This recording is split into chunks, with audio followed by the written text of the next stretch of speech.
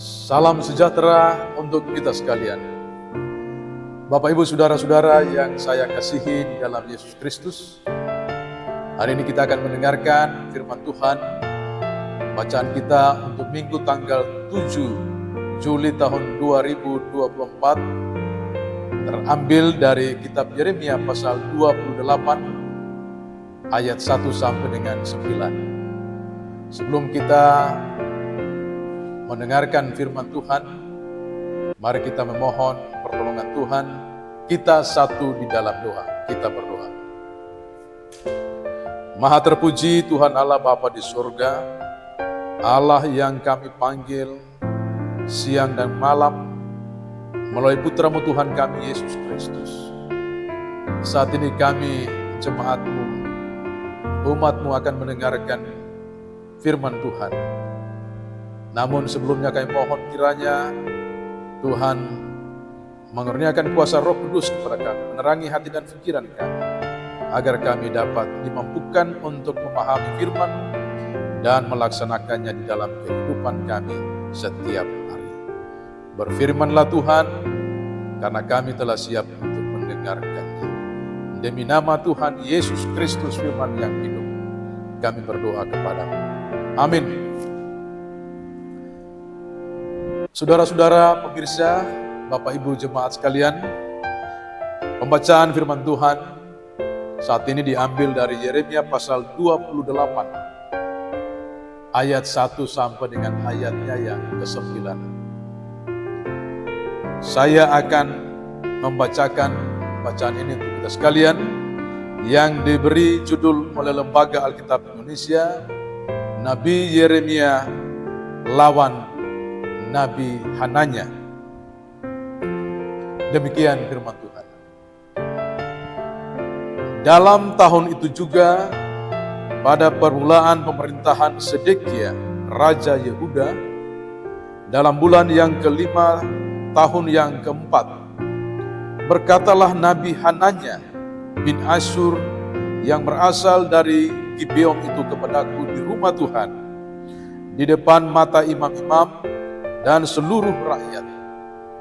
Beginilah firman Tuhan semesta alam, Allah Israel. Aku telah mematahkan kuk Raja Babel itu. Dalam 2 tahun ini aku akan mengembalikan ke tempat ini segala perkakas rumah Tuhan yang telah diambil dari tempat ini oleh Nebukadnezar, Raja Babel, dan yang diangkutnya ke Babel. Juga Yekhonya bin Yoyakim Raja Yehuda beserta semua orang buangan dari Yehuda yang dibawa ke Babel akan kukembalikan ke tempat ini. Demikianlah firman Tuhan, sungguh aku akan mematahkan kuk Raja Babel itu. Lalu berkatalah Nabi Yeremia kepada Nabi Hananya di depan mata imam-imam dan di depan mata seluruh rakyat yang berdiri di rumah Tuhan itu. Kata Nabi Yeremia, amin, moga-moga Tuhan berbuat demikian. Moga-moga Tuhan menepati perkataan-perkataan yang kau nabuatkan itu dengan dikembalikannya perkakas-perkakas rumah Tuhan dan semua orang buangan itu dari Babel ke tempat ini. Hanya dengarkanlah hendaknya perkataan yang akan kukatakan ke telingamu dan ke telinga seluruh rakyat ini.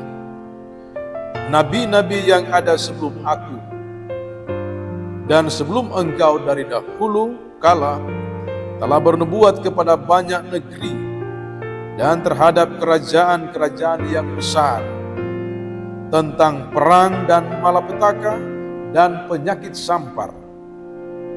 Tetapi mengenai seorang nabi yang bernubuat tentang damai sejahtera, jika nubuat nabi itu digenapi, maka barulah ketahuan bahwa nubuat itu benar-benar diutus oleh Tuhan.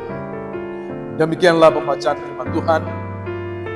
Yang berbahagia ialah mereka yang mendengarkan firman Allah dan yang melakukannya di dalam kehidupan sehari-hari. Bapak, Ibu, Saudara-saudara yang dikasihi Tuhan Yesus Kristus.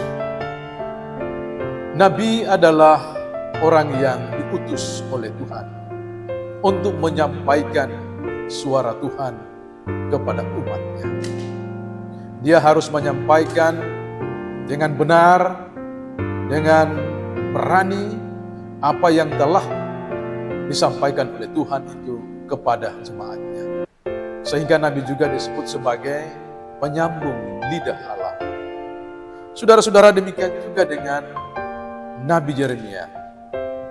Dia dipanggil untuk bernubuat, untuk menyampaikan pesan-pesan Allah kepada umat Israel.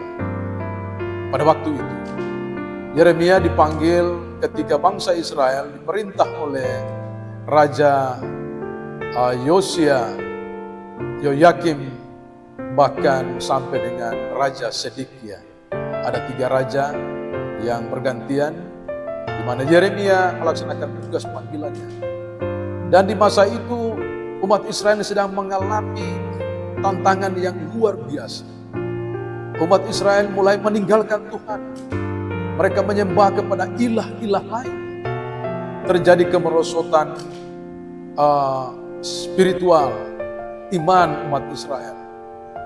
Bahkan mereka juga terjadi ketidakadilan di dalam kehidupan masyarakat.